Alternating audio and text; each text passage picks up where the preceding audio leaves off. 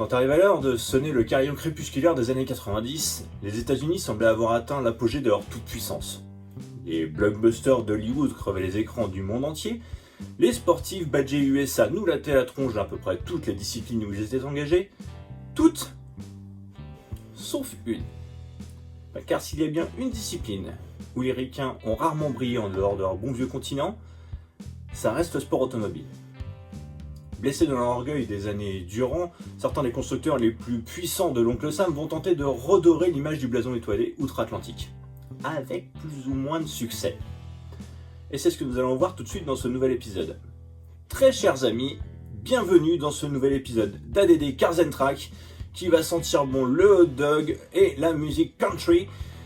Accrochez vos ceintures car aujourd'hui nous partons à la rencontre de deux monuments du sport automobile, la Panoz espérante GTR1 et le circuit de Monterey en Californie. ADD Cars and Track, c'est parti!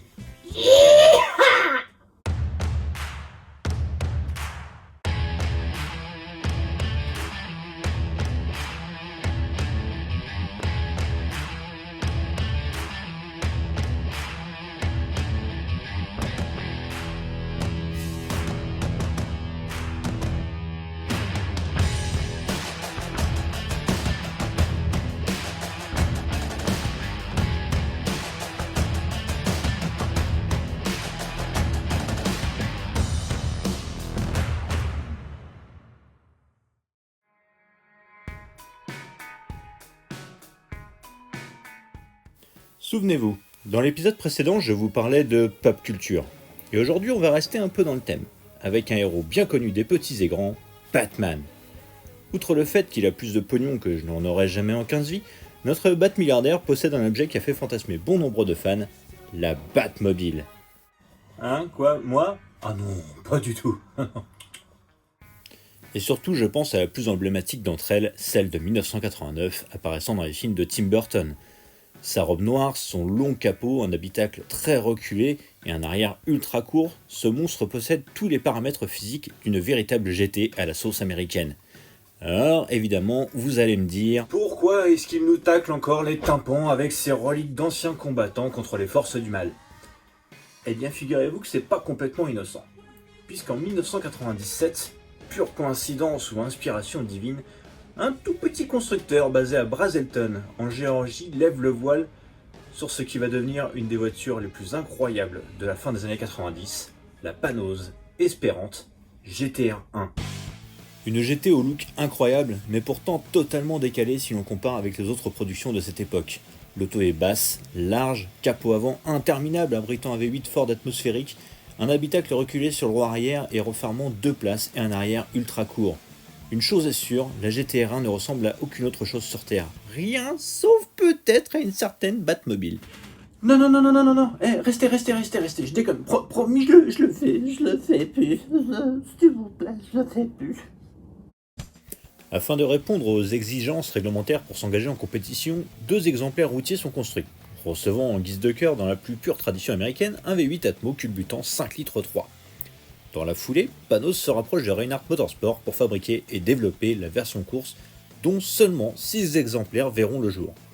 Le moteur, dont est chargé Roush, évolue pour passer à 6 litres et développe désormais quelques 640 chevaux, le tout pour un poids contenu affichant seulement 950 kg sur la balance.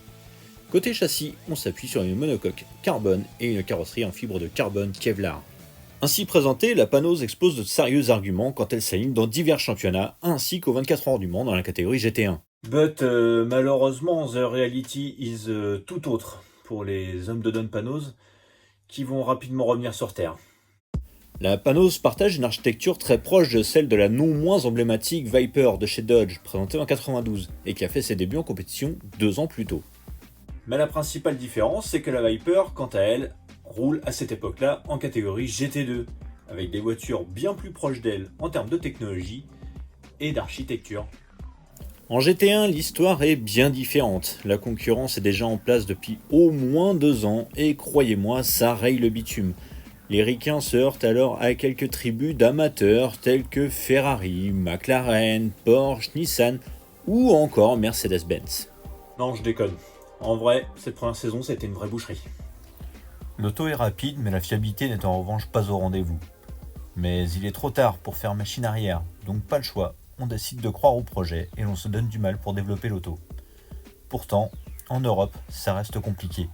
Son architecture moteur avant semble bien archaïque, alors que celle-ci est abandonnée depuis le milieu des années 60 dans la catégorie Rennes. Ouais, quand toutes les voitures étaient encore en noir et blanc à la télévision. Un peu comme Cadillac ou Porsche aujourd'hui en hypercar, la Panos va finalement écrire ses lettres de noblesse sur le vieux continent, avec en outre une première victoire qui interviendra à la fin de la saison 97 à Road Atlanta, puis Laguna Seca, Watkins Glen et Cedar Point. En revanche, au Mans, aucune auto ne voit l'arrivée pour cette première année. Pour 1998, l'auto évolue et son aérodynamique est revue et corrigée. Dams et David Price Racing continuent d'exploiter la belle en Europe, tandis que Panos Motorsport continue de glaner les gros points sur le vieux continent. Et ces gros points vont finir par payer en cette saison 98 avec le titre constructeur en USRRC, le United States Road Racing Championship, Parker s'il vous plaît, à la clé, et également une victoire à Petit Le Mans qui n'est ni plus ni moins que la course créée et organisée par Monsieur Don Panos lui-même. Mais le manque de victoires se fait toujours ressentir en Europe, et les grands pontes de la catégorie tels que Mercedes ou Porsche font ressentir une domination presque sans partage, ne laissant que des miettes aux Panos GT-R1. Désireux de rendre leur voiture plus performante et de proposer une alternative, Panos propose alors en collaboration avec Zytec une GT-R1 un peu spéciale. Nom de code Q9. Très clairement, cette évolution de la GT-R1 sonne un peu comme l'ultime tentative pour essayer de faire briller le coupé en Europe. Malheureusement, malgré une magnifique décoration, la Q9 ne parvient pas à se qualifier pour l'édition 98 des 24 heures du Mans. La faute à une panne de son système hybride. L'handicap dû au surpoids combiné à la privation de puissance prive la belle d'une place sur la grille et elle regardera donc les autres voitures partir depuis les stands. Elle apparaîtra également à Petit Le Mans cette même année, décrochant une 12e place au général at 74 laps of the Ferrari victorieuse. Enfin, je voulais dire à 74 tours de la Ferrari victorieuse. C'est malheureusement ici que la carrière bien éphémère de la GT-R1 s'achève. En 1999, la catégorie GT1 change de règlement et Panos préfère tout simplement quitter la catégorie. Mais reste tout de même aux affaires en lançant en parallèle le développement d'une version Roadster LMP1. Si le toit disparaît, la philosophie à l'américaine reste la même, un moteur central avant, un bon gros V8 et une voiture qui malheureusement, tout comme sa devancière, connaîtra une carrière semée de hauts et de bas, d'espoirs déchus, et malheureusement sans réussir à ramener la récompense suprême pour Panos et pour les États-Unis, une victoire au classement général aux 24 heures du Mans.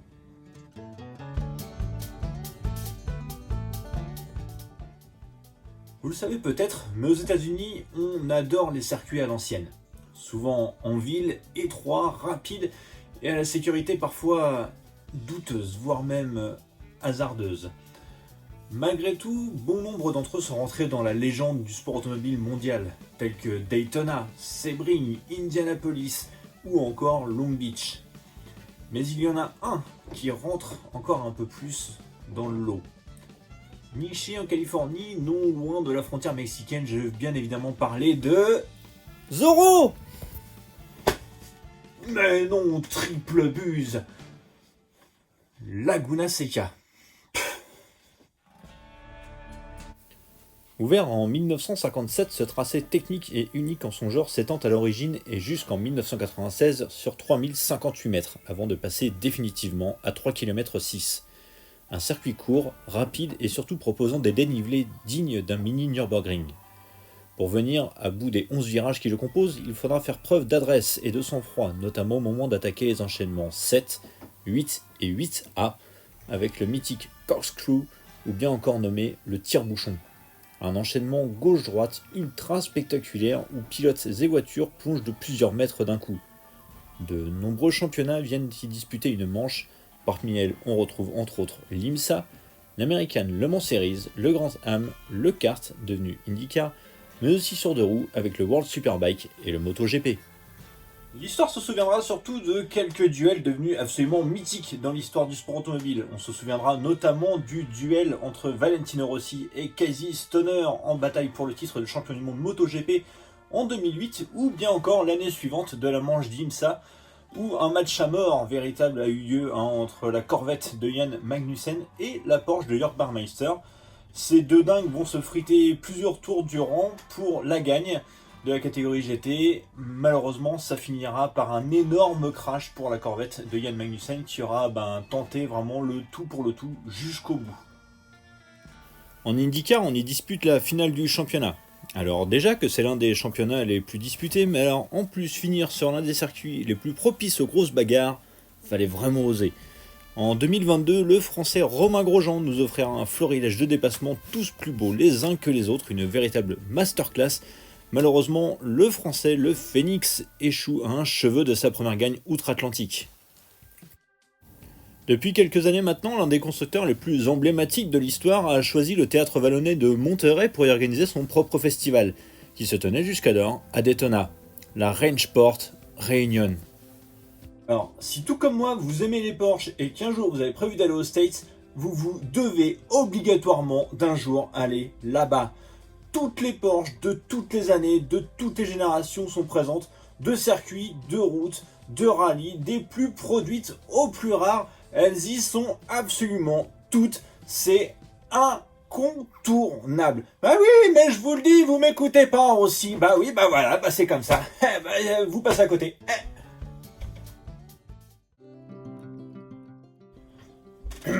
Bon, pour la peine, ce que je vous propose, c'est qu'on aille rouler et découvrir ce magnifique circuit de Monterey avec de belles images au volant de la Panoz Espérante GT1 que je vous ai présenté juste avant. Si vous avez suivi j'espère.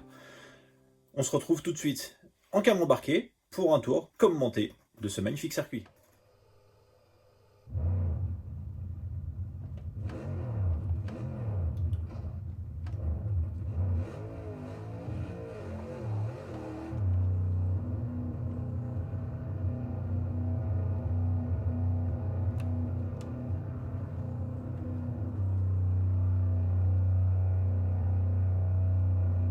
Et on commence donc tout de suite ce tour avec la sortie des stands qui à elle seule vaut le détour. C'est étroit, à l'aveugle, rapide. Bref, d'entrée de jeu, c'est le boxon. On se retrouve à l'intérieur du virage 2, le gauche Andretti Hairpin. Et l'on plonge tout de suite sur le 3 à droite qui referme. On monte les rapports jusqu'en 4. Pour un nouveau virage à droite, très rapide mais piégeur si l'on va chercher un peu trop sur le vibreur. On monte à présent tout jusqu'en 6ème vers le virage 5.